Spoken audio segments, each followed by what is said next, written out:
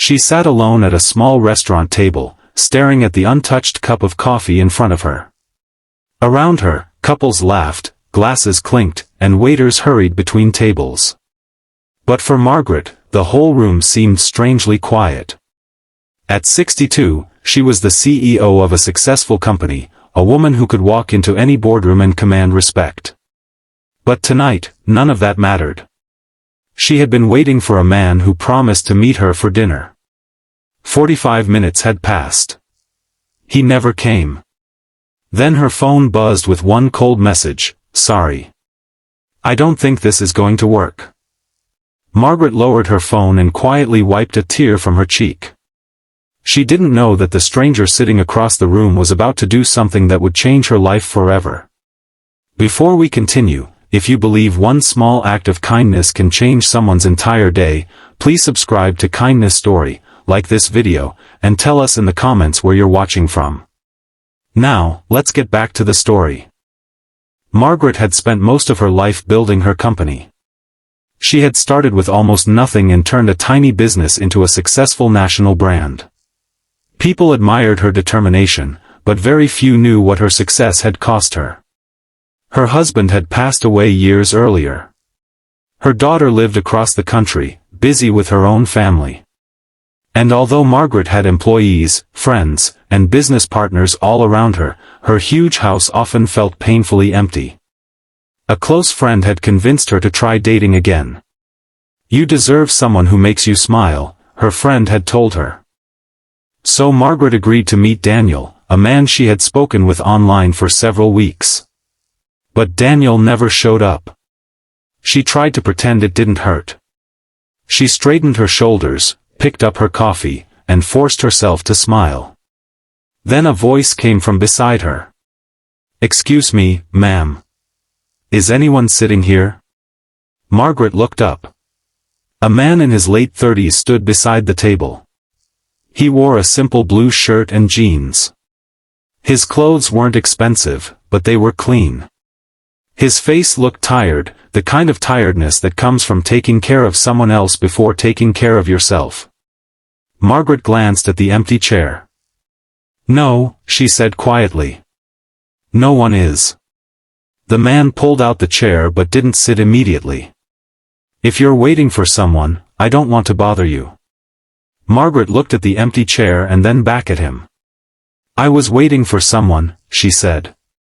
"But I guess I'm not anymore." The man understood without asking questions. "My name is David," he said. "Margaret." David sat down. For a few moments, neither of them spoke. Then David smiled gently. "Sometimes people don't show up because they don't understand what they're missing." Margaret looked at him, surprised. "You don't even know me." "No," David replied. "But I know what it feels like to be disappointed." Those simple words broke through the wall Margaret had built around herself. David was a single father. His wife had left 3 years earlier, leaving him to raise his 8-year-old daughter, Lily, alone. He worked during the day as a maintenance supervisor and spent his evenings helping Lily with homework, cooking dinner, and making sure she never felt alone. He had only come to the restaurant because Lily was staying with his mother that night, giving him one rare evening to himself. But when he noticed Margaret sitting alone, he couldn't walk away. Margaret asked him why. David shrugged. "My daughter always tells me that nobody should eat alone when they look sad." Margaret smiled for the first time that evening. "She sounds wise." "She is," David said proudly. "Smarter than me, probably." They laughed. Their conversation lasted longer than either expected. They talked about family, loss, dreams, and the strange ways life can surprise us. Margaret never told David that she was a CEO. She didn't want him to treat her differently. And David never asked how much money she had. He simply listened. When the check arrived, Margaret reached for it. "I'll pay." David shook his head. "No. You had a bad night. Let me at least buy your dinner." Margaret stared at him. When was the last time someone offered to do something kind for you without wanting something in return? David asked. She couldn't answer. That question stayed with her long after they left the restaurant. The next morning, Margaret couldn't stop thinking about David.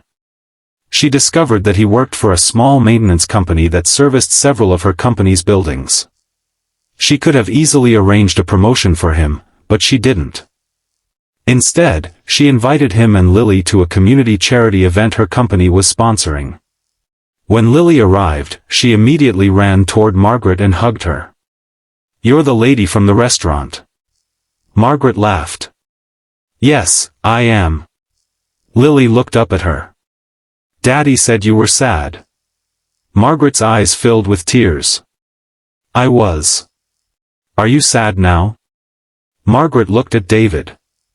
"No," she said softly. "Not anymore." Over the next few months, something unexpected happened. Margaret began spending time with David and Lily. She helped Lily with school projects.